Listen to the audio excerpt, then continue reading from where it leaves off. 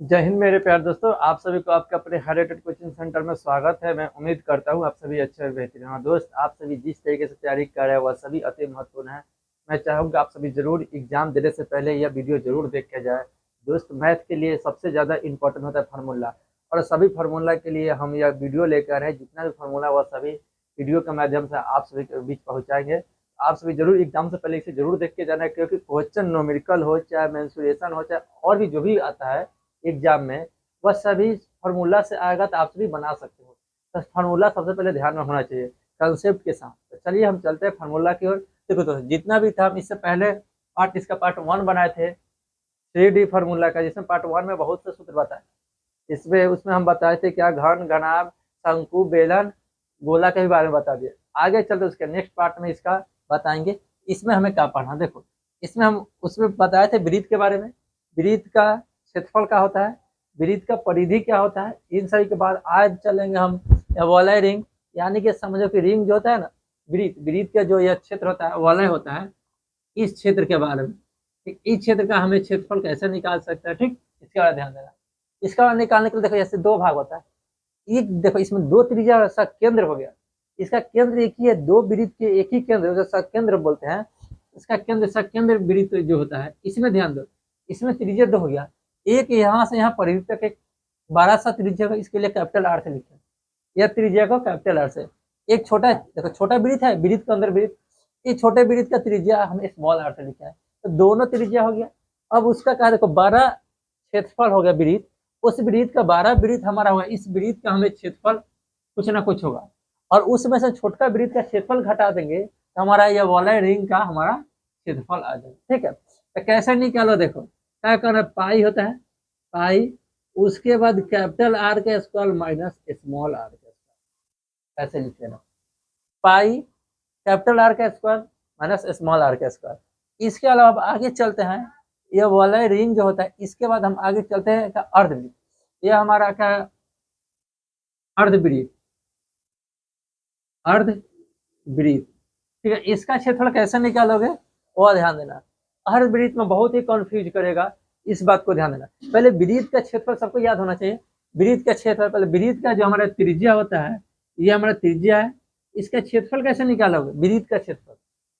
वृत्त का क्षेत्रफल बहुत ही इंपॉर्टेंट होता है, ध्यान देना। वृत्त का क्षेत्रफल जो होगा क्या होगा, या पूरा वृत्त का क्षेत्रफल होता है ना गोला, उसमें से हमें आधा कर देंगे तो हमारा अर्धवृत्त का क्षेत्रफल निकल जाएगा। अर्धवृत्त के लिए क्या करेंगे, आधा, यानी पाई आर स्क्वायर वृत्त का क्षेत्रफल, उसमें से आधा कर देंगे 1/2 का होगा हमारा अर्धवृत्त का क्षेत्रफल निकल गया। अब कौन कमेंट बॉक्स में बता सकता है इसका परिधि क्या होता है, इसका परिधि क्या हो सकता है, कौन कमेंट बॉक्स में बता सकता है। ठीक, नहीं होता बाद में जरूर बताएंगे, और जरूर बताना है इसमें अर्धवृत्त का परिमिति क्या होता है, इधर कमेंट बॉक्स में छाप देना दोस्त। ठीक, आगे चलते हैं, ताकि यह बहुत ही कंफ्यूज करता है, नहीं होगा तो जरूर बताएंगे, कमेंट बॉक्स में एकदम बोल देना। और आगे चलते हैं, यहाँ ध्यान देना।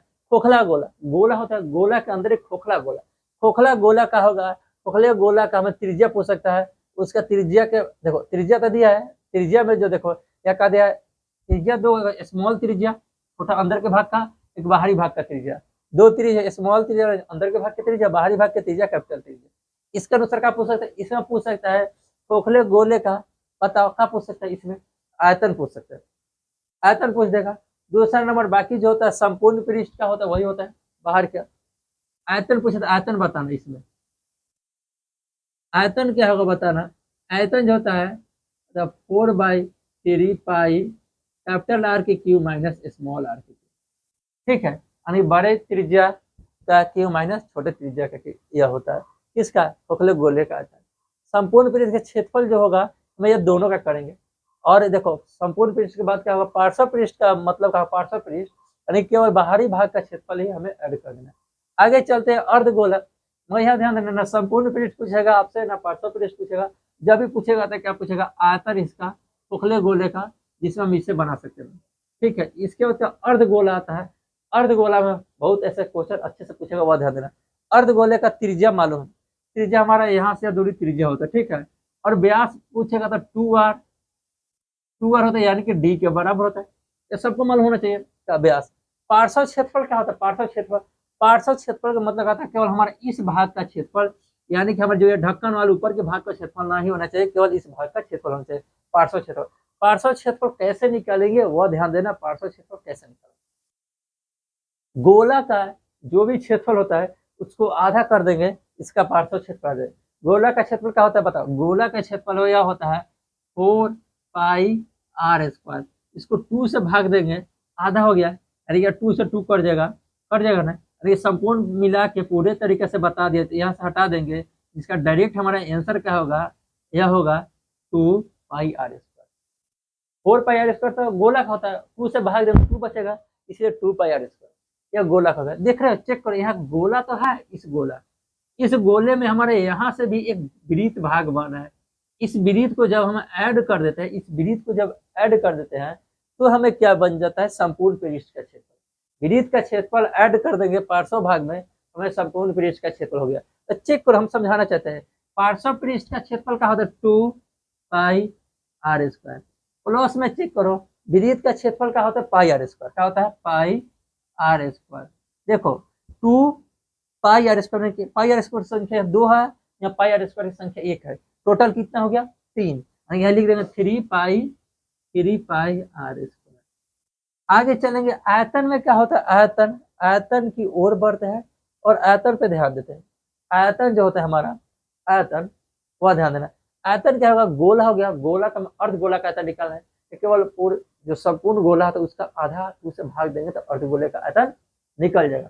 कैसे निकालेंगे, पहले संपूर्ण गोले का आयतन हमको मालूम है, बताओ 4/3 होता है ना पाई आर क्यूब, अब 2 से भाग देना तो 1/2 हो गया। अब यार 2 से चेक करो, यार 2 से 2 कट जाएगा, कटेगा कि नहीं कटेगा, यानी संपूर्ण मिलेगा क्या हुआ, या 2 से 2 कट जाएगा, यानी 2/3 pi r cube, 2/3 pi r cube हो गया। यह हमारा इस तरीके से समझो, तो यह वलय रिंग, अर्धगोला, खोखला गोला, अर्धवृत्त, खोखला गोला और अर्धगोला, इन सभी के बारे में पूरा बता दिए। अब अंत में बच रहा हमारे पास एक छिन्नक, जिसे बोलते हैं हम शंकु, इसे बाल्टी भी बोलते हैं, उसका देखो, इसमें समझ लो, इसमें क्या हमारा क्या है, यह हमारा क्या वृत्त, 2 वृत्त होता है, बाल्टी में क्या होता है 2 भाग वृत्त होता है, ठीक। इसे एक छोटा वृत्त होगा, एक बड़ा वृत्त होगा, इसका त्रिज्या छोटा होगा इसलिए स्मॉल आर लिख दिया, त्रिज्या इसका बड़ा होगा इसलिए कैपिटल आर लिख दिया, ठीक। इसके बाद क्या होता है, ध्यान देना, इसमें यह ऊंचाई भाग है, यह 90 डिग्री कोण बना देगा ना, इसलिए ऊंचाई ये तिरछी जो बनता है, ये तिरछी इसलिए ये ऊंचाई होता है। इन सभी के अनुसार आगे चलेंगे तो ध्यान देना, आप सभी बताना यहाँ क्या होगा, यहाँ चेक करके बताना। इसका आयतन पूछे तो 1/3 pi are square, capital R square plus small r square plus r capital R small are into 1 हो गया। आगे चल, पार्श्व क्षेत्रफल क्या होता है pi capital R small are into R, ठीक है, एल हो गया। आगे चलेंगे, इसे संपूर्ण पृष्ठ, संपूर्ण देखो इसको यहाँ जोड़ दिया गया है, इसको अच्छे से यह चीज यहाँ उतारा गया है, फिर इसका ऊपर का भाग को और इस भाग को हमें वृत्त का क्षेत्रफल को ऐड कर देंगे। ये दोनों देखो, इसमें इसे गुना कर देंगे, जो बड़ा भाग है, बड़ा वृत्त, इसका क्षेत्रफल निकल जाएगा, फिर इसमें इससे गुना कर देंगे तो इस भाग का क्षेत्रफल निकल जाएगा। इन दोनों को जोड़ दिया गया और क्षेत्रफल को, और इसके साथ जो है पार्श्व भाग को क्षेत्रफल को जोड़कर एक संपूर्ण पृष्ठ का क्षेत्रफल निकाल गया। इस तरीके से हमें जितने भी फॉर्मूला था वो सभी फॉर्मूला आपके पास रख दिए, केवल 3D का। अब इसके बाद बच गया 2D का। नेक्स्ट वीडियो में आपके लिए 2D का लेके आएंगे दोस्त। 2D 3D का सही मेंसुरेशन सूत्र लिख लो, आपको एग्जाम में बहुत काम करेगा, बहुत हेल्प करेगा। एग्जाम में फॉर्मूला याद रहेगा तो मैथ बनाने में बहुत ज्यादा सहूलियत होता है। ठीक है, तो आज इतने देखते हैं, फिर मिलेंगे नेक्स्ट वीडियो में।